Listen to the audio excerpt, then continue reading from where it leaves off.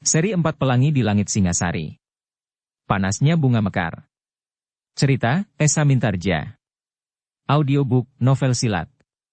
Bab 64. Jika bukan orang itu, biar aku sajalah yang mati dalam perang tanding ini. Rasa-rasanya aku tidak akan dapat menanggung tekanan batin karena kekalahan yang beruntun ini, seandainya aku tidak berhasil, berkata Wasi Sambuja di dalam hati. Ketika ia berangkat dari padepokannya, ia sama sekali tidak menduga bahwa ia akan bertemu dengan orang-orang yang memiliki kemampuan seperti itu. Namun Wasi Sambuja masih tetap berpengharapan. Pangeran Indrasunu bukan muridnya sejak kanak-kanak. Ia datang kepadanya setelah ia menjadi anak muda dewasa dengan bekal ilmu yang kurang mapan. Dalam waktu singkat ia berhasil membentuk Pangeran Indrasunu menjadi seorang yang mulai mapan dengan ilmunya, meskipun sifat dan wataknya sama sekali tidak dapat berubah. Karena itulah, maka akhirnya Wasi Sambuja itu pun benar-benar telah mempersiapkan diri untuk melepaskan ilmu puncaknya. Witantra memang sudah menduganya. Dan ia pun telah bersiap pula menghadapinya. Ketika ia melihat Wasi Sambuja siap untuk menyerangnya dengan ilmu puncaknya, maka Witantra pun telah mengerahkan segenap kemampuannya. Dipusatkannya segenap daya ilmunya untuk menghadapi benturan dengan ilmu Wasi Sambuja. Witantra tidak mau menyesal. Karena itu, maka ia pun telah mengerahkan segenap ilmu yang ada padanya. Sejenak kemudian, orang-orang yang berada di pinggir arena itu menjadi semakin tegang. Mereka melihat sikap Wasi Sambuja dan Witantra. Apalagi Pangeran Indrasunu yang melihat gurunya sudah sampai kepada ilmu puncaknya. Mahisa Agni, Mahendra dan Mahisa Bungalan pun telah menahan nafasnya. Benturan itu tentu akan merupakan benturan yang sangat dahsyat. Namun mereka pun menyadari bahwa taruhannya adalah harga diri sebuah perguruan. Dalam pada itu, maka sejenak kemudian, Wasi Sambuja itu pun telah meloncat menyerang dengan lambaran ilmu puncaknya yang tiada taranya. Namun dalam pada itu, Witantra pun tidak hanya sekedar bertahan. Ia ingin mendapat kesempatan yang sama dengan lawannya, sehingga karena itu, maka Witantra pun telah meloncat pula, membentur ilmu lawannya dengan ilmunya. Sebenarnya lah benturan yang terjadi bagaikan mengguncang seluruh isi istana Pangeran Wirapaksi. Getarannya telah menghantam setiap dada, sehingga rasa-rasanya benturan yang dahsyat itu telah terjadi di dalam dada orang-orang yang menyaksikannya itu. Karena itu, mereka yang daya tahannya tidak mampu mengatasinya, maka mereka pun telah terduduk di tanah sambil menahan guncangan dada mereka dengan tangannya. Sebenarnya lah bahwa benturan itu benar-benar merupakan benturan kekuatan dan ilmu yang sulit ditangkap dengan nalar. Namun kedua orang yang telah membenturkan ilmunya itu pun merupakan orang yang luar biasa. Keduanya tidak lumat menjadi debu meskipun keduanya mengalami keadaan yang parah. Witantra telah terlempar beberapa langkah dan jatuh terbanting di tanah. Ternyata bahwa benturan ilmu itu telah benar-benar mengguncang isi dadanya. Sekali Witantra menggeliat. Kemudian ia pun menjulurkan kakinya lurus-lurus. Ia tidak dapat lagi bangkit seperti yang dilakukan oleh Mahisa Bungalan, karena rasa-rasanya tulang-tulangnya berpatahan. Namun kemudian Witantra telah berbaring sambil memusatkan segenap daya tahan tubuhnya. Mengatur pernafasannya dan mempergunakan segenap sisa kekuatan yang ada padanya untuk mengatasi kesulitan di dalam dirinya, karena sebenarnya, ia telah terluka di bagian dalam tubuhnya. Namun dalam pada itu, Wasi Sambuja pun telah terbaring di tanah. Matanya terpejam, dan nafasnya menjadi terputus-putus. Pangeran Indrasunu menjadi bingung. Demikian pula Pangeran Wirapaksi. Sementara itu, Mahisa Agni yang kemudian mendekat dan berjongkok di samping Witantra yang dengan tenang berusaha mengatasi kesulitan di dalam dirinya itu, telah berkata kepada Mahendra, "Lihatlah, apa yang telah terjadi dengan Wasi Sambuja." Mahendra pun kemudian melangkah mendekati Wasi Sambuja. Namun langkahnya terhenti ketika tiba-tiba saja Pangeran Indrasunu merebut tombak seorang pengawalnya sambil berteriak, "Jangan berbuat curang. Jika kau melangkah selangkah lagi, aku bunuh kau dengan tombak ini." Mahendra tertegun. Ia mengerti perasaan Pangeran Indrasunu, karena pangeran itu adalah muridnya. Namun dalam pada itu, keadaan Wasi Sambuja sebenarnya lah sangat gawat. Sejenak Mahendra termangu-mangu.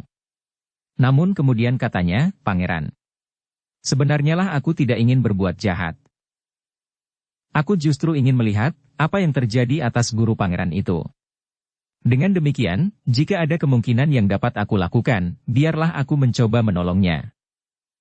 Jangan menipu aku, Pangeran Indrasunu masih saja berteriak, mundur atau aku bunuh kau. Tenanglah Pangeran, berkata Mahendra, keadaan gurumu sangat gawat. Jika kau berkeras, dan ternyata terjadi sesuatu atas gurumu itu, maka kesalahannya ada padamu. Aku bukan anak dungu yang dapat kau tipu dengan cara yang licik itu, geram Pangeran yang masih muda itu, mundurlah. Cepat. Tetapi Mahendra masih berusaha meyakinkan, katanya, berpikirlah. Jangan terlalu hanyut pada perasaan semata-mata. Tetapi agaknya Pangeran Indrasunu sama sekali sudah tidak dapat berpikir bening. Karena itu, maka tiba-tiba saja ia telah meloncat menikam Mahendra tepat ke arah dada. Namun Mahendra telah menduganya. Karena itu, maka ia pun bergeser setapak. Kemudian diraihnya tangkai tombak itu dan justru ia telah meraba tengkuk pangeran yang masih muda itu. Tidak seorang pun yang melihat apa yang telah dilakukan oleh Mahendra. Namun ternyata pangeran itu seolah-olah telah kehilangan segenap tenaganya. Ketika ia menjadi terhuyung-huyung maka Mahendra pun cepat menangkapnya dan membaringkannya di tanah. Namun dalam pada itu, para pengawalnya telah berloncatan berdiri. Mereka telah bersiap melakukan apa saja sebagai pernyataan bakti mereka kepada Pangeran Indrasunu. Tetapi sekali lagi Mahendra berkata, kalian pun jangan kehilangan akal.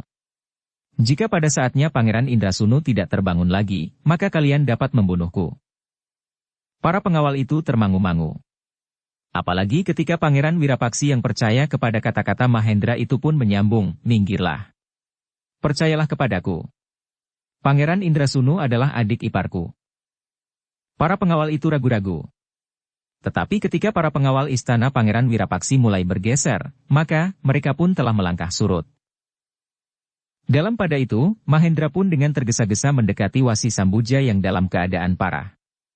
Namun rasa-rasanya Wasi Sambuja masih dapat mengatasi keadaannya. Sementara itu Mahendra pun telah memberi isyarat kepada Mahisa Agni untuk mendekatinya. Setelah berpesan kepada Mahisa Bungalah untuk menunggui Witantra yang sedang berusaha mengatur pernafasannya dan mengatasi kesulitan di bagian dalam dadanya, maka Mahisa Agni pun telah dengan tergesa-gesa mendekatinya. Mahisa Agni dan Mahendra pun kemudian berjongkok di sebelah Wasi Sambuja yang terbujur diam. Keduanya pun kemudian berusaha untuk membantu mengatur pernafasan mereka. Mahendra telah mengangkat kedua tangan Wasi Sambuja dan kemudian meletakkannya membentang. Sementara Mahisa Agni pun kemudian duduk diam sambil meletakkan tangannya di dada Wasi Sambuja.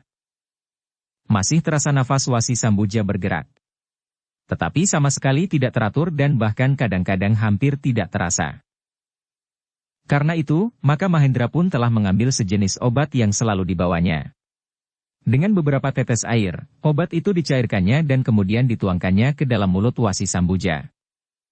Mudah-mudahan dapat membantunya, berkata Mahendra sambil mengendorkan ikat pinggang kulit Wasi Sambuja yang tebal dan lebar. Bawa Wasi Sambuja ke serambi, minta Mahendra kemudian kepada para pengawal Pangeran Indrasunu. Oleh beberapa orang maka Wasi Sambuja itu pun kemudian dibaringkan di amben kayu di serambi samping istana Pangeran Wirapaksi. Sementara itu, Justu Witantra masih tetap berbaring di sisi arena. Apakah Ki Witantra tidak dibawa ke serambi pula? Bertanya Pangeran Wirapaksi. Tetapi Mahisa Agni menggeleng. Katanya, ia sedang berusaha dengan kekuatan sendiri untuk memperbaiki pernafasan dan berusaha menyembuhkan guncangan di dalam dadanya karena benturan itu. Aku masih berharap bahwa ia dapat melakukannya bagi dirinya sendiri tanpa bantuan sejenis obat-obatan, karena dengan kekuatan sendiri, segalanya akan berjalan lebih baik dan wajar bagi tubuhnya. Pangeran Wirapaksi mengangguk-angguk. Tetapi ia pun melihat bahwa pernafasan Witantra yang terbaring di sisi arena itu, semakin lama menjadi semakin teratur. Dalam pada itu, setelah Wasi Sambuja terbaring di amben kayu, maka Mahisa Agni dan Mahendra pun meninggalkannya dan mereka pun mendekati Witantra yang terbaring sambil berkata kepada para pengawal Indrasunu, agar Pangeran Indrasunu yang tertidur itu pun dibawa ke serambi pula. Ketika Mahisa Agni dan Mahendra berjongkok di sisi tubuh Witantra, ternyata bahwa Witantra sudah berhasil mengatasi segala kesulitan di dalam dirinya. Meskipun tubuhnya masih sangat lemah, namun pernafasannya sudah menjadi teratur. Dadanya tidak lagi terasa pepat bagaikan ditindih gunung. Dibantu oleh Mahisa Bungalan, maka perlahan-lahan Witantra pun berusaha untuk duduk. Sambil menarik nafas dalam-dalam, ia bergumam, Wasi itu memiliki ilmu yang sangat tinggi. Di mana ia sekarang? Mahisa Agni memandang ke Serambi sambil berkata, ia telah dibaringkan di amben kayu. Wajah Witantra menegang. Dengan terbata-bata ia bertanya, tetapi bukankah aku tidak membunuhnya? Tidak, jawab Mahendra, ia tidak mati.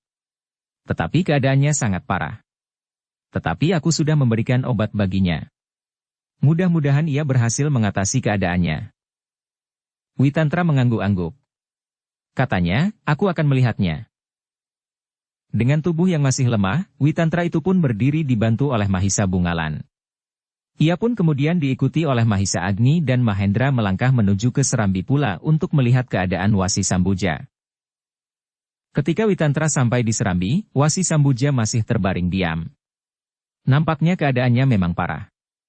Namun setelah obat yang diberikan oleh Mahendra dituangkan ke dalam mulutnya dan mengalir melalui tenggorokannya, maka pernafasannya menjadi berangsur baik dan mulai teratur.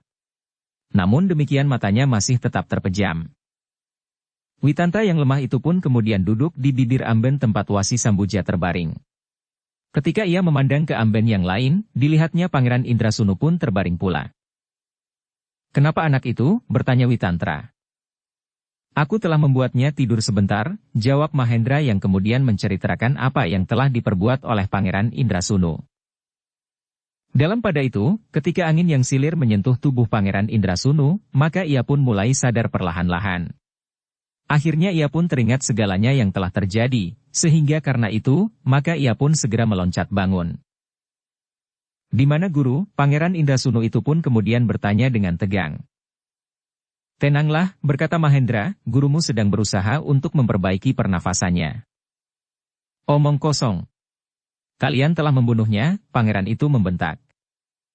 Ia dalam keadaan yang semakin baik, jawab Mahendra, omong kosong. Jika kalian membunuh guru, bunuh aku sama sekali. Guru datang kemari karena aku memanggilnya. Karena itu, maka kematiannya harus aku tuntut sampai akhir hidupku pula. Gurumu masih hidup, jawab Mahisa Agni, ia akan berangsur baik jika kau tidak mengganggunya. Tetapi jika kau tidak mau mengerti usaha kami, maka kematiannya adalah karena pokalmu. Itu berarti bahwa kaulah yang membunuhnya. Pangeran Indrasunu termangu-mangu sejenak. Namun katanya kemudian, kalian berusaha menipu aku. Tunggulah barang sejenak. Kau akan melihat satu kenyataan tentang keadaan gurumu ini. Lihat, pernafasannya telah menjadi lebih lancar dan lebih teratur, jawab Mahendra. Pangeran Wirapaksilah yang kemudian mendekati adik iparnya. Dibimbingnya adik iparnya untuk duduk. Dengan kata-kata sareh Pangeran Wirapaksi berkata, Adimas Indrasunu. Jika orang-orang itu bermaksud jahat, maka alangkah mudahnya untuk membunuh Wasi Sambuja dalam keadaan itu. Tetapi kau harus percaya bahwa mereka tidak akan melakukannya. Pangeran Indrasunu menarik nafas dalam-dalam. Tubuhnya sendiri rasa-rasanya masih terlalu letih. Bukan saja karena perang tanding. Tetapi benturan ilmu yang telah terjadi, membuatnya hampir tidak bertenaga lagi. Sebenarnya lah seperti yang dikatakan oleh orang-orang yang mengerumuni Wasi Sambuja termasuk Witantra, bahwa pernafasannya menjadi semakin baik. Beberapa kali Wasi Sambuja menarik nafas dalam-dalam meskipun matanya masih terpejam. Namun perlahan-lahan pula ia mulai menggerakkan pelupuk matanya itu. Ketika matanya terbuka, ia melihat beberapa orang duduk di bibir amben kayu tempat ia terbaring. Semula bayangan-bayangan itu nampak baur. Namun semakin lama menjadi semakin jelas, sehingga akhirnya ia melihat seorang demi seorang. Di antara mereka nampak Witantra, orang yang melawannya dalam perang tanding, dan Pangeran Wirapaksi sendiri. Wasi Sambuja menarik nafas dalam-dalam. Ketika ia melihat Pangeran Indrasunu maka ia pun berdesis, Pangeran. Pangeran Indrasunu mendekatinya. Dengan penuh harap ia berkata, apakah guru menjadi semakin baik? Wasi Sambuja tersenyum. Katanya, aku berangsur semakin baik. Pangeran Indrasunu mengangguk-angguk. Katanya, syukurlah. Sebentar lagi guru akan pulih kembali. Sesaat Wasi Sambuja masih tetap berbaring. Namun pernafasannya tidak lagi terasa sesak. Dan ia pun merasa pada bibir dan lidahnya, bahwa ia telah minum obat yang membantunya mempercepat kesadarannya. Namun ketika tubuhnya terasa menjadi semakin baik, maka Wasi Sambuja itu pun berusaha untuk bangkit. "Jangan memaksa diri," desis Pangeran Wirapaksi, "berbaring sajalah." Tetapi Wasi Sambuja berusaha untuk tersenyum dan menjawab, "Aku sudah berangsur baik." Dibantu oleh Pangeran Hidrasimu, maka Wasi Sambuja pun segera duduk bersandar dinding kayu serambi. Sementara itu, beberapa orang masih tetap mengerumuni mereka. "Sungguh di luar dugaan," desis Wasi Sambuja, "bahwa aku telah dikalahkan oleh orang-orang yang tidak aku kenal sebelumnya. Tetapi sudah tentu bahwa yang terjadi ini bukan akhir dari segala-galanya. Meskipun aku tahu bahwa kalian adalah orang-orang jantan yang menghargai keluhuran budi, sehingga kalian tidak membunuh aku pada saat aku tidak berdaya." "Apakah Wasi Sambuja masih mendendam?" bertanya Pangeran Wirapaksi. "Tidak, Pangeran. Persoalannya bukan dendam dan benci. Tetapi sekedar harga diri sebuah perguruan," jawab Wasi Sambuja. "Jadi Paman Wasi Sambuja merasa terhina karena pimpinan tertinggi perguruan Paman dikalahkan oleh orang-orang yang sebelumnya tidak pernah dikenal." "Begitu?" bertanya Pangeran Wirapaksi. "Ya. Begitulah kira-kira," jawab Wasi Sambuja. "Bagaimana jika yang telah mengalahkan Paman Wasi Sambuja itu orang-orang yang telah punya nama?" bertanya Pangeran Wirapaksi. "Jika tatarannya cukup tinggi untuk mengalahkan aku, maka itu adalah wajar sekali. Tetapi kekalahan yang terjadi ini sebenarnya tidak boleh dipakai sebagai ukuran betapa rendahnya derajat perguruan Wasi Sambuja." "Paman menilai diri sendiri terlalu besar," berkata Pangeran Wirapaksi, "tetapi baiklah. Jika Paman ingin persoalan ini selesai, maka aku ingin memperkenalkan Paman. Mungkin Paman pun telah mengenalnya, tetapi Paman kurang memperhatikan, dan tidak sempat mengingat kembali apa yang pernah terjadi di Kediri." "Apa yang telah terjadi?" bertanya Wasi Sambuja. "Sampai saat ini masih ada wakil kekuasaan Singasari di Kediri," berkata Pangeran Wirapaksi. "Ya," jawab Wasi Sambuja. "Nah, menurut Paman, bagaimana dengan orang yang mendapat tugas seperti itu?" "Maksudku, apakah orang-orang yang demikian itu dapat disebut orang-orang yang telah mempunyai nama?" bertanya Pangeran Wirapaksi. "Ah, apa hubungannya persoalan ini dengan wakil kekuasaan Singasari di Kediri?" bertanya Wasi Sambuja. "Apakah Paman Wasi Sambuja merasa diri seorang yang pilih tanding sehingga mampu mengalahkan seorang Senopati Agung Singasari yang berada di Kediri?" bertanya Pangeran Wirapaksi itu pula. "Jangan berkata begitu, Pangeran. Dengan demikian maka Pangeran telah menuduh aku memberontak melawan kekuasaan Singasari. Padahal masalahnya adalah masalah yang sangat pribadi," jawab Wasi Sambuja. "Tidak. Aku sama sekali tidak akan mengaitkan hal ini dengan hubungan antara Paman Wasi Sambuja dengan Singasari. Tetapi aku ingin Paman menjawab pertanyaanku," desak Pangeran Wirapaksi.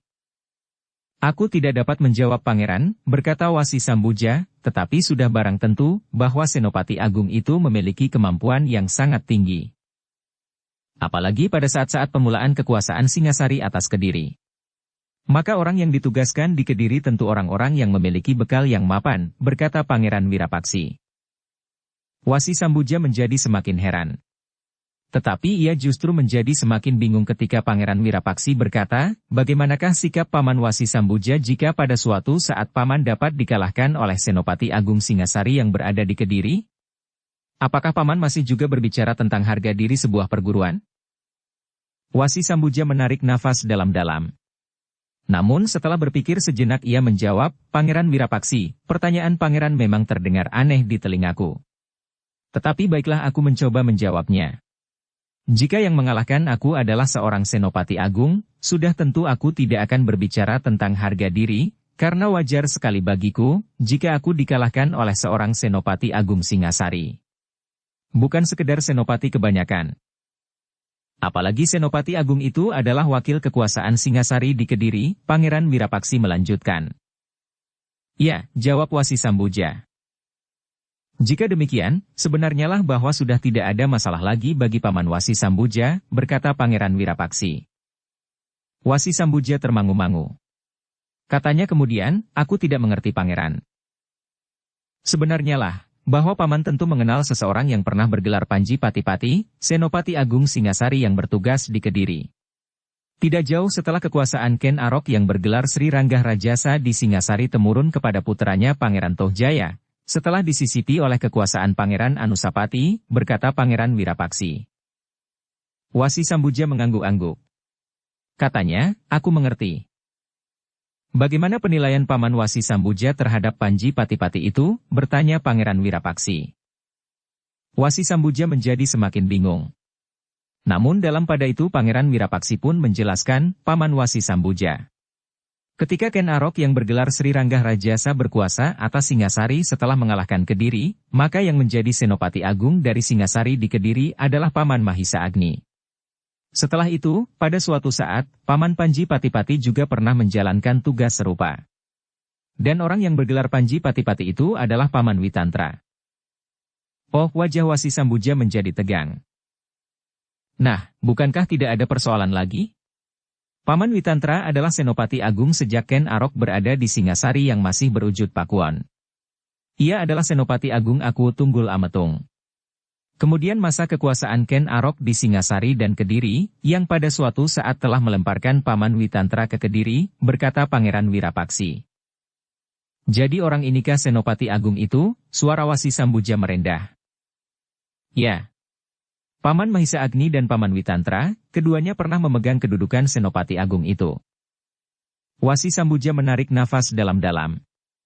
Tetapi masih terpercik keraguan-raguannya atas keterangan Pangeran Wirapaksi itu sehingga pangeran itu berkata, kau tentu sudah pernah mendengar namanya, tetapi belum pernah melihat orangnya. Tetapi jika kau ragu, bertanyalah kepada siapapun juga yang langsung berada di kota Raja Kediri saat itu. Akhirnya Wasi Sambuja mengangguk kecil. Katanya, baiklah. Aku memang harus mengaku bahwa aku telah dikalahkan. Apalagi setelah aku mendapat keterangan dari Pangeran Wirapaksi, maka aku pun harus menilai kembali perasaan harga diri tentang sebuah perguruan. Sudahlah Paman, berkata Pangeran Wirapaksi, lalu, sebenarnya lah kita dapat menganggap bahwa persoalannya telah selesai. Biarlah Adimas Indrasunu tidak lagi menyebut-nyebut gadis yang bernama Ken Padmi itu. Kemanakan Paman Mahisa Agni dan Paman Witantra? Wasi Sambuja menarik nafas dalam-dalam. Dipandanginya Pangeran Indrasunu yang menundukkan kepalanya. Namun kemudian Wasi Sambuja itu pun berkata, sebelumnya, Pangeran Indrasunu tidak pernah gagal. Tetapi kali ini, biarlah kami mengakui bahwa kami pada suatu saat telah membentur kekuatan yang tidak terlawan. Dan apalagi ternyata bahwa kami telah berhadapan dengan kekuatan yang memang tidak sepantasnya kita lawan. Pangeran Indrasunu masih tetap menunduk. Tetapi ia tidak dapat berbuat apa-apa. Jika gurunya telah menyerah kepada keadaan, maka apa yang akan dapat dilakukannya? Karena itulah, maka ia harus menerima keadaan itu. Untuk pertama kali ia gagal mengambil seorang gadis yang diingininya, justru di Singasari. Memang Singasari mempunyai suasana yang lain, berkata Pangeran Indrasunu di dalam hatinya. Di Singasari ia melihat bahwa Pangeran Wirapaksi tidak berpihak kepadanya meskipun Pangeran Wirapaksi itu adalah kakak iparnya dan juga seorang bangsawan seperti dirinya. Jika Kakang Mas mau mempergunakan kekuasaannya maka segalanya akan selesai. Tetapi nampaknya ia justru berpihak kepada orang-orang yang bukan dari tataran bangsawan, berkata Pangeran Indrasunu di dalam hatinya. Sehingga karena itu, maka Pangeran Wirapaksi sama sekali tidak mau mempergunakan kekuasaannya untuk memenuhi keinginannya. Dalam pada itu, maka Pangeran Indrasunu itu pun harus menerima segalanya dengan hati yang geram. Namun akhirnya ia pun telah berusaha untuk melihatnya sebagai satu kenyataan meskipun ia merasa sangat kecewa terhadap kakak iparnya. Tetapi kenyataan itu memang tidak dapat ditolaknya. Yang harus dilakukannya kemudian adalah melupakan seorang gadis padepokan yang bernama Ken Padmi, yang kini tinggal di rumah Mahendra. Tetapi Pangeran Indrasunu ragu-ragu akan dirinya. Apakah ia benar-benar akan dapat melupakannya? Mung Jevi ia dapat melupakan gadis yang bernama Ken Padmi itu dengan mengambil 10 orang gadis di Kediri. Gadis-gadis padesan yang lain akan merasa sangat berbahagia apabila mereka mendapat kesempatan untuk diangkat menjadi selir seorang bangsawan, karena dengan demikian, mereka berharap bahwa di antara keturunan yang akan lahir adalah keturunan bangsawan. Tetapi kekalahan yang dialaminya dan bahkan dialami oleh gurunya tentu akan tetap menyiksanya. Meskipun nampaknya gurunya justru telah menerima kekalahan itu dengan ikhlas, Tetapi Pangeran Indrasunu berpendirian lain. Meskipun demikian segala getar di dadanya itu disimpannya saja. Ia tidak dapat mengatakannya kepada siapapun. Tidak kepada kakak iparnya, dan bahkan tidak kepada gurunya. Dalam pada itu, maka permusuhan itu pada gelar kelahirannya sudah dihentikan. Wasi Sambuja sama sekali tidak ingin berusaha untuk berbuat apapun juga. Bahkan Wasi Sambuja sebenarnya lah telah menerima keadaan itu dengan ikhlas, setelah ia menyadari dengan siapa ia berhadapan. Namun agaknya berbeda dengan Pangeran Indrasunu. Karena itu, maka arena yang dibuat di halaman Pangeran Wirapaksi itu pun telah dihilangkan. Gawarnya pun telah digulung, sementara para pengawal telah meninggalkan halaman. Baik pengawal istana Pangeran Wirapaksi maupun para pengawal Pangeran Indrasunu. Mereka telah berada di serambi Gandok, sementara para pengawal istana itu telah berkumpul di regol halaman. Demikianlah, maka yang ada di halaman itu pun kemudian oleh Pangeran Wirapaksi telah diterima sebagai tamu-tamu mereka. Namun beberapa orang masih juga nampak letih. Witantra pun ternyata lebih senang meneguk minuman daripada mengunyah makanan. Rasa-rasanya badannya masih lungkrah sehingga yang paling segar baginya adalah minum sebanyak-banyaknya. Demikian pula Wasi Sambuja, Mahisa Bungalan dan Pangeran Indrasunu. Namun sementara itu, ternyata Wasi Sambuja tidak dapat terlalu lama berada di istana Pangeran Wirapaksi. Meskipun tubuhnya masih belum pulih, maka ia benar-benar berhasrat ingin segera kembali ke padepokannya. Pangeran Indrasunu akan tetap berada di sini sampai keadaannya menjadi baik dan kekuatannya pulih kembali, berkata gurunya. Ternyata Wasi Sambuja benar-benar tidak dapat ditahan lagi.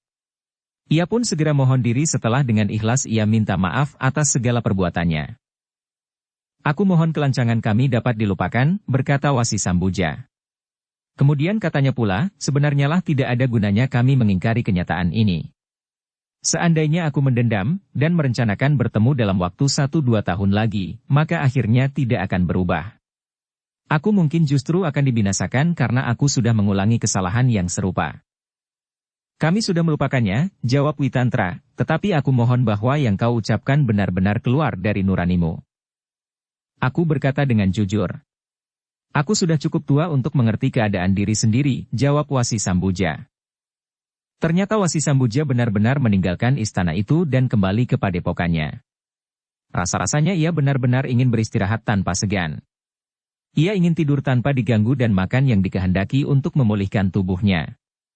Di padepokan ia akan mendapat ramuan berbagai jenis akar dan dedaunan bagi makanannya sekaligus obat yang akan dapat memulihkan keadaannya dengan cepat. Sebenarnya lah sepeninggal Wasi Sambuja, maka Mahendra pun telah mohon diri pula. Demikian juga Mahisa Agni dan Witantra yang akan membawa Mahisa Bungalan kembali ke istana. Mereka masih belum melaporkah bahwa mereka telah siap untuk menghadap. Terlebih-lebih adalah Mahisa Bungalan, setelah petualangannya yang sebelum ia berangkat disebutnya yang terakhir. Pangeran Wirapaksi tidak dapat menahan mereka. Mahendra kembali ke kampung halamannya, sementara Mahisa Agni, Witantra dan Mahisa Bungalan masuk ke dalam istana Maharaja Singasari. Dalam pada itu, ketika istana Pangeran Wirapaksi sudah sepi, maka Pangeran Indrasunu duduk termenung di serambi samping. Betapapun juga, ia masih tetap merenungi apa yang telah terjadi. Ternyata ia tidak seikhlas gurunya menerima kenyataan itu. Bukan karena Ken Padmi, tetapi justru karena kekalahan-kekalahan yang memalukan. Pangeran Indrasunu terkejut ketika ia mendengar desir lembut mendekatinya. Ketika ia berpaling, dilihatnya istri Pangeran Wirapaksi yang juga kakak perempuan Pangeran Indrasunu, mendekatinya. "Kakang Embok," desis Pangeran Indrasunu. Pangeran Indrasunu menarik nafas dalam-dalam. Namun ia pun kemudian bergeser ketika istri Pangeran Wirapaksi itu duduk di sampingnya. "Aku sudah mengetahui segalanya yang terjadi," berkata kakak perempuan Pangeran Indrasunu itu. "Aku telah dihinakan di sini," desis pangeran yang masih muda itu, "sementara itu Kakang Mas Wirapaksi sama sekali tidak berusaha untuk membantuku. Ia sudah dijangkiti penyakit para bangsawan di Singasari," jawab kakak perempuannya. "Penyakit apa?" bertanya Pangeran Indrasunu. "Kehilangan kewibawaan dan tidak percaya lagi akan kekuasaan yang ada di tangannya. Karena itu, Kakang Masmu selalu bertindak ragu-ragu dan tidak tuntas. Bahkan kadang-kadang merugikan dirinya sendiri," jawab kakak perempuannya. Pangeran Indrasunu memandang kakak perempuannya dengan kerut-merut di dahinya. Dengan suara bernada tinggi ia bertanya, jadi Kakang Embok juga berpendapat demikian? Kakak perempuannya mengangguk kecil. Jawabnya, iya. Aku berpendapat demikian. Dan Kakang Embok tidak pernah menegurnya, bertanya adiknya. Aku sudah berusaha memperingatkannya, berkata kakak perempuannya, justru Pangeran Wirapaksi mempunyai kewajiban untuk menegakkan kewibawaan para bangsawan. Sejak anak padesan yang pernah menjadi buruan aku Tunggul Ametung di hutan Karautan itu memegang pemerintahan di Singasari dan bahkan kemudian berhasil mengalahkan Kediri, maka telah terjadi sungsang buana balik.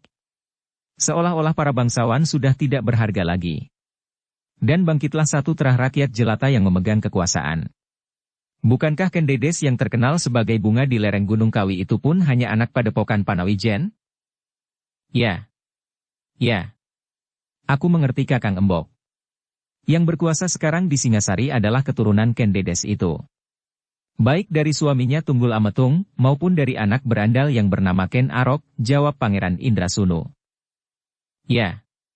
Dan sekarang Kakang Masmu sudah terpengaruh jalan kehidupan dan cara berpikir orang-orang Singasari yang tidak lagi menarik batas antara para bangsawan dan rakyat jelata meskipun ia memegang jabatan setinggi apapun juga, berkata istri Pangeran Wirapaksi itu. Dan Kakang Mas Pangeran dengan rela melihat kenyataan itu. Bahkan mendukungnya, geram Pangeran Indrasunu. Tiba-tiba anak muda itu berkata, Kakang Mas harus bangkit. Para bangsawan harus mengerti tentang dirinya sendiri. Termasuk para bangsawan di Singasari yang lahir sebagai keturunan para raja dan maharaja, meskipun mereka berasal dari keturunan rakyat jelata. Itulah yang akan tetap membaurkan hak para bangsawan, berkata kakak perempuannya.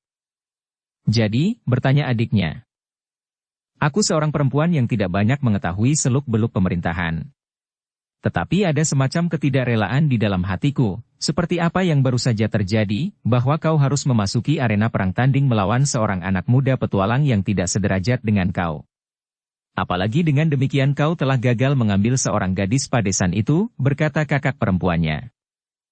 Jadi bagaimana menurut Kakang Embok, bertanya Pangeran Indrasunu. Aku tidak mengerti. Tetapi keadaan ini membuat aku menjadi sangat prihatin dan kadang-kadang sakit hati, jawab istri Pangeran Wirapaksi, hampir setiap hari aku melihat, bagaimana Pangeran Wirapaksi harus melayani orang-orang berkedudukan rendah seperti ia melayani pangeran-pangeran di Kediri. Pangeran Indrasunu mengangguk-angguk. Katanya, ternyata tata kehidupan di Kediri masih lebih baik meskipun Kediri saat ini di bawah perintah Singasari. Aku akan berbicara dengan beberapa orang bangsawan di Kediri, bahwa tata kehidupan di Singasari telah menjadi kalut dan tidak terdapat lagi tataran-tataran yang jelas. Cobalah berbicara dengan orang-orang tua, berkata kakak perempuannya, bagaimanapun juga Kediri harus tetap teguh dengan tata kehidupannya. Pangeran Indrasunu mengangguk kecil. Kemudian katanya, jika aku kembali, aku akan melakukannya. Aku masih tetap merasa terhina oleh kekalahanku. Guru pun nampaknya telah pasrah dan tidak berupaya apapun juga. Jangan kau sangka begitu. Bukankah gurumu dengan tergesa-gesa meninggalkan tempat ini? Ia tidak dapat terlalu lama menanggung malu di sini.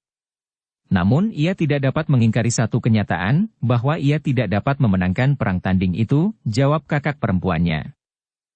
Tetapi tidak nampak pada sikap dan kata-kata guru bahwa ia akan kembali untuk menuntut kemenangan, berkata Pangeran Indrasunu.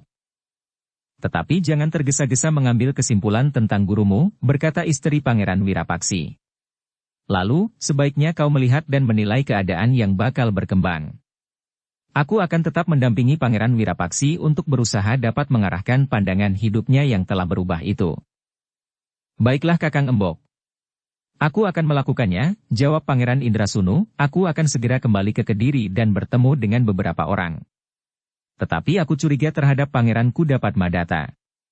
Ia ternyata telah menodai dirinya sendiri dengan mengambil seorang gadis padesan menjadi istrinya. Justru istrinya yang diambilnya dari tataran para bangsawan telah tidak berada di istananya sepeninggal adiknya yang terbunuh itu. Tinggalkan orang itu, berkata kakak perempuannya, jika Pangeran Kudapadmadata memang meragukan, kau tidak usah berbicara dengannya. Masih banyak orang yang akan dapat mengerti tentang sikapmu itu. Dan tentu masih banyak orang yang ikut prihatin atas peristiwa yang baru saja terjadi di halaman istana ini. Pangeran Indrasunu mengangguk-angguk. Ternyata bahwa kakak perempuan mempunyai sikap yang berbeda dengan kakak iparnya. Dengan sikap itu, maka ia masih berpengharapan bahwa pada suatu saat, ia akan dapat menebus kekalahannya yang berarti bukan saja kekecewaan karena ia tidak dapat membawa gadis cantik itu, tetapi juga harga dirinya. Menurut pengamatan Pangeran Indrasunu dan kakak iparnya, Pangeran Wirapaksi sudah tidak berdiri di atas tatarannya. Bahkan agaknya para pemimpin pemerintahan di Singasari pun menganggap bahwa orang-orang dari tataran yang paling rendah pun akan mendapat perlakuan yang sama dengan para pangeran. Karena itu, maka Pangeran Indrasunu pun akan melakukan sesuatu untuk merubah tataran hidup khususnya kakak iparnya. Dengan bekal sikap itulah, maka di hari berikutnya Pangeran Indrasunu mohon diri kepada kakak iparnya untuk kembali ke Kediri setelah beberapa waktu ia berada di Singasari. Dalam pada itu, niatnya yang dilambari oleh dendam dan kekecewaan, pribadi itu, benar-benar akan dilaksanakannya. Karena itu, demikian ia sampai di Kediri, ia pun mulai mencari kemungkinan untuk melakukan niatnya. Tetapi pada saat ia menjajaki sikap beberapa orang pangeran yang masih terikat hubungan keluarga dan di antara mereka adalah saudara sepupunya, maka Pangeran Indrasunu menjadi kecewa. Beberapa orang pangeran, yang bukan Pangeran Kudapadmadata justru telah menasehatinya, bahwa sebenarnya lah jarak antara orang-orang yang disebut orang kecil dan para bangsawan memang sudah sepatutnya diperkecil. Bukan karena kami takut terhadap tindakan orang-orang Singasari, tetapi ternyata bahwa kami sependapat dengan sikap itu, berkata seorang pangeran yang lebih tua dari Pangeran Indrasunu. Betapa kecewanya Pangeran Indrasunu mendengar jawaban beberapa orang yang dihubunginya. Seolah-olah ia telah tersisih pada satu sikap yang berbeda dengan orang-orang di sekitarnya. Tetapi Pangeran Indrasunu tidak putus asa. Ia masih tetap berusaha untuk mendapatkan dukungan atas sikapnya itu. Karena usahanya yang tidak mengenal lelah, maka akhirnya, Pangeran Indrasunu bertemu juga pendiriannya dengan beberapa orang pangeran muda. Kediri sudah benar-benar lumpuh, geram Pangeran Indrasunu, jika sikap para bangsawannya masih tetap seperti budak-budak belian, maka Kediri untuk selamanya tidak akan pernah bangkit. Kitalah yang wajib berbuat sesuatu, jawab seorang pangeran muda yang lain, aku mempunyai sepasukan pengawal yang setia. Demikian pula agaknya setiap orang di antara kita. Karena itu, jika kita benar-benar bertekad, maka kita akan mampu berbuat sesuatu. Tentu tidak cukup, desis seorang pangeran yang lebih tua. Bertubuh kecil, tidak terlalu tinggi. Namun hatinya bergejolak seperti kawah gunung berapi, aku mempunyai seorang kakak yang mempunyai kesempatan paling baik melakukannya. Siapa? Bertanya Pangeran Indrasunu. Pangeran Suelatama. Kakang Mas Suelatama yang menjadi aku di Kabanaran, jawab pangeran yang bertubuh kecil. Wajah Pangeran Indrasunu tiba-tiba menjadi cerah. Sambil mengangguk-angguk berkata, bagus. Bagus sekali. Kita akan membangunkan satu tata kehidupan yang paling baik di daerah Pakuan itu. Kita akan melakukan yang bertentangan sepenuhnya dengan apa yang pernah dilakukan oleh Ken Arok. Anak tidak pedarakan yang pernah menjadi orang buruan di Padang Karautan. Orang itulah yang mula-mula telah merusak tatanan hidup di Tumapel, karena ia sendiri orang tidak pedarakan. Istrinya, bekas istri Tunggul Ametung seorang gadis padepokan, sehingga mereka ingin mengangkat derajat tataran yang paling rendah. Kakang Mas Suelatama tentu akan berbuat sebaliknya. Kabanaran akan menjadi landasan tatanan kehidupan yang mapan dengan tataran-tataran yang seharusnya, berkata Pangeran Indrasunu, dengan landasan aku Suelatama aku akan memberi peringatan kepada Kakang Mas Wirapaksi, bahwa tatanan kehidupan di Singasari dan Kediri sudah rusak. Siapa tahu, bahwa Kakang Mas Suelatama akan mendapat dukungan cukup setelah ia berhasil menunjukkan sesuatu yang berharga. Bukankah Ken Arok pun mulai dari Pakuan Tumapel, kemudian mengalahkan Kediri dan menyebut negerinya Singasari? Kabanaran akan bangkit. Kediri dan Singasari pada saatnya akan tunduk di bawah kaki aku Suelatama, berkata Pangeran Indrasunu pula. Lalu, tentu aku Suelatama tidak akan lebih buruk dari aku Ken Arok pada waktu itu. Dengan demikian maka beberapa orang pangeran telah sepakat untuk menemui aku Kabanaran, yang sebenarnya juga seorang pangeran. Tetapi nampaknya ia merasa lebih bebas dan lebih dapat merasakan kekuasaan yang ada di tangannya sebagai seorang aku. Para pangeran yang merasa memiliki kekuatan masing-masing akan dapat mendukung kekuatan yang ada di Kabanaran. Sehingga dengan demikian, maka yang akan dilakukan oleh aku Swelatama akan lebih mudah daripada yang dilakukan oleh Ken Arok. Demikianlah, maka para pangeran itu telah bersepakat untuk pergi ke Kabanaran untuk menemui Pangeran Swelatama. Menurut pendapat mereka, semakin cepat akan semakin baik. Tetapi aku harus berbicara pula dengan guru, berkata Pangeran Indrasunu, Guru Wasi Sambuja harus mengetahui rencana ini. Mungkin dengan beberapa orang seperguruannya, ia akan dapat membantu kami, karena sebenarnya lah di Singasari terdapat orang-orang yang memiliki ilmu yang tinggi di antara para prajurit dan senopati. Kau sangka di Kediri tidak ada orang-orang yang sakti, bertanya seorang pangeran. Tetapi apakah orang itu bersedia bekerja bersama kita? Itulah soalnya, jawab Pangeran Indrasunu. Para pangeran yang lain pun mengangguk-angguk. Mereka sependapat dengan pikiran Pangeran Indrasunu. Namun dalam pada itu, maka para pangeran itu pun benar-benar telah mengambil satu sikap. Mereka telah menentukan, di keesokan harinya, mereka akan pergi menemui aku Swelatama. 4 orang pangeran yang masih muda, telah pergi menemui aku Swelatama. Di antara mereka adalah Pangeran Indrasunu dan pangeran yang bertubuh kecil, adik aku Swelatama, yang lebih senang tinggal di Pakuan daripada di dalam istana di kota Raja Kediri. Kedatangan mereka telah mengejutkan aku Swelatama. Sudah agak lama adiknya tidak berkunjung ke istananya yang terpisah dari kota raja. Tiba-tiba adiknya yang bertubuh kecil itu telah datang bersama beberapa orang pangeran yang lain. Nampaknya ada sesuatu yang penting, bertanya Pangeran Swelatama yang lebih senang menjadi aku itu setelah ia menanyakan keselamatan tamu-tamunya. Tidak Kakang Mas, jawab pangeran yang bertubuh kecil itu, kami hanya ingin mengunjungi Kakang Mas. Kami merasa terlalu pepat dan terkurung di kota raja. Di sini kami menghirup udara yang segar, dan yang seakan-akan bebas menghisap udara seberapapun kami ingini. Aku Swelatama tertawa. Katanya, syukurlah. Jika kalian kerasan di sini, tinggallah di sini. Sebenarnya lah bahwa hidup di Pakuan jauh lebih senang daripada hidup berjejal di kota raja dengan segenap bentuk kehidupan yang memuakkan. Di sini aku dapat berbuat segalanya yang sesuai dengan sikap dan pandangan hidupku. Meskipun itu bukan berarti bahwa Pakuan ini melepaskan diri dari kuasa Kediri dan bahkan Singasari, tetapi aku dapat mengatur tata kehidupan sehari-hari sesuai dengan tata cara yang paling baik menurut pendapatku. Benar Kakang Mas, jawab pangeran yang bertubuh kecil itu, apalagi pada saat-saat Kediri sudah kehilangan kewibawaannya. Seolah-olah Kediri sudah tidak lagi mempunyai tatanan kehidupan sesuai dengan adat yang berlaku dari abad ke abad. Apa yang kau maksud Adimas? Bertanya aku Swelatama. Pangeran bertubuh kecil itu tertawa. Jawabnya, tidak apa-apa. Tetapi barangkali Kakang Mas juga mengetahui bahwa ada perubahan di dalam tatanan kehidupan di Kediri, terlebih-lebih lagi di Singasari. Tataran kehidupan tidak lagi dihormati, dan bahkan para pangeran dan para bangsawan telah lupa akan dirinya. Aku Swelatama tertawa. Katanya, jadi baru sekarang kau sadari hal itu? Ya, jawab adiknya. Lalu, saudara-saudara kita ini pun terlambat menyadari keadaan. Karena itu, aku lebih senang berada di sini, jawab aku Swelatama, di sini aku bagaikan seorang maharaja. Semua orang menghormati aku dan keluargaku sebagaimana mereka harus hormat kepada junjungannya. Pangeran-pangeran muda yang datang ke Pakuan itu pun mengangguk-angguk. Pangeran Indrasunu kemudian berkata, tataran yang demikian sudah dihinakan di Singasari. Mungkin maksudnya bukan saja menghina tataran itu sendiri, tetapi justru karena aku seorang bangsawan dari Kediri. Aku Swelatama mengerutkan keningnya. Dengan nada dalam ia bertanya, apa yang sudah terjadi Adimas Indrasunu?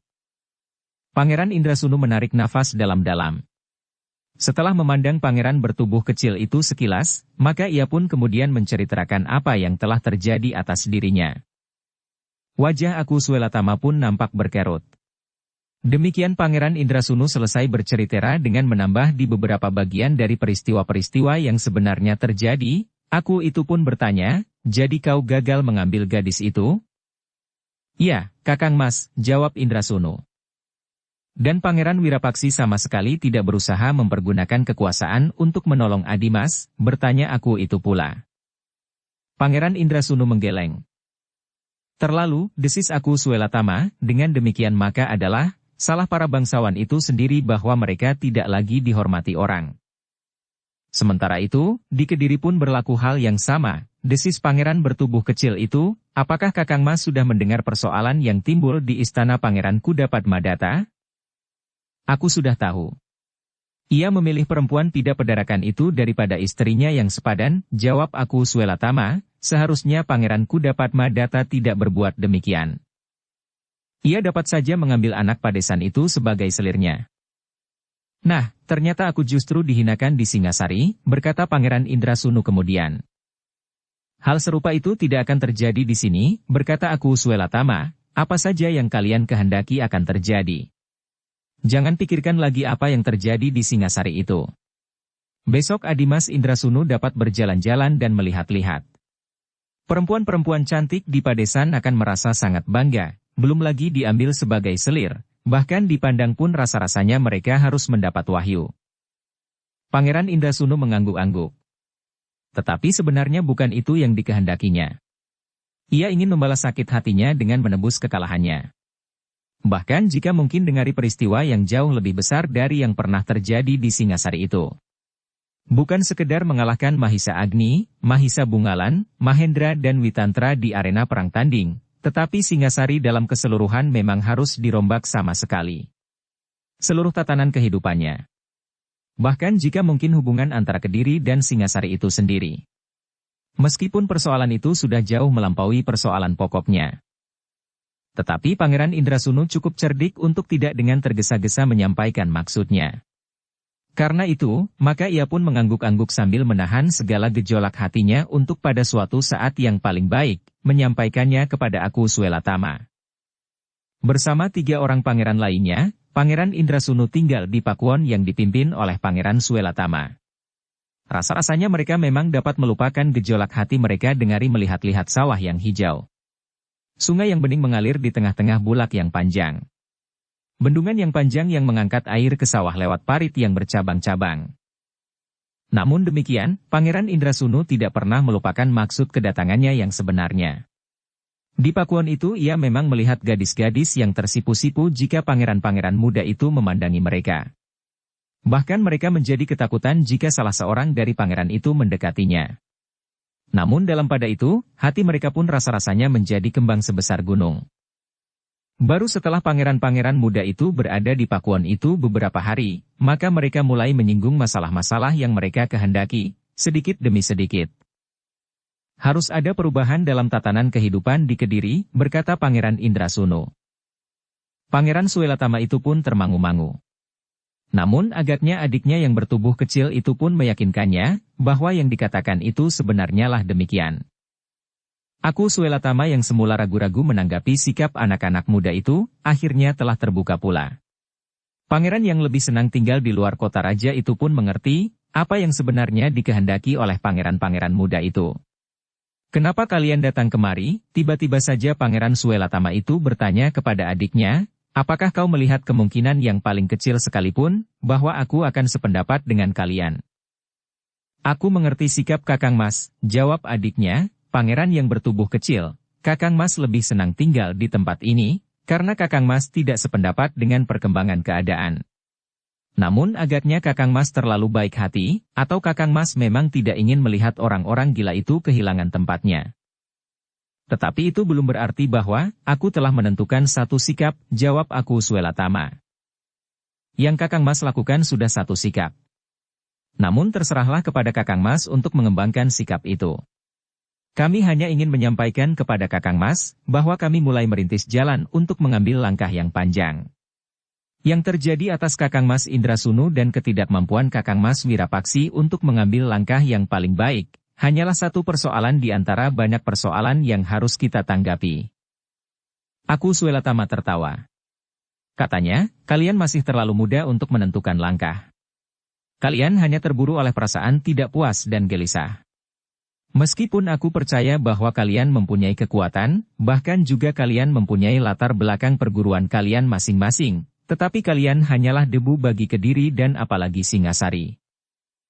Kami menyadari, sahut Pangeran Indrasunu, karena itu kami tidak berbuat apa-apa sekarang ini.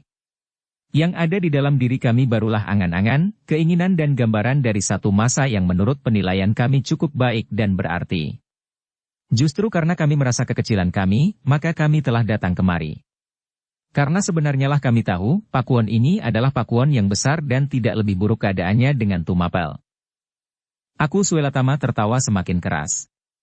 Katanya, seolah-olah kalian pernah melihat Pakuwon Tumapel pada masa aku Tunggul Ametung yang dibunuh oleh Ken Arok yang kemudian memperisterikan Ken Dedes setelah ia berhasil mengelabui para senopati dengan menuduh Kebo Ijo sebagai pembunuhnya. Tetapi kami mempunyai kemampuan berangan-angan, jawab Pangeran Indrasunu. Bersambung ke bab 65. Dukung kami dengan subscribe, follow, like, komen dan share. Terima kasih.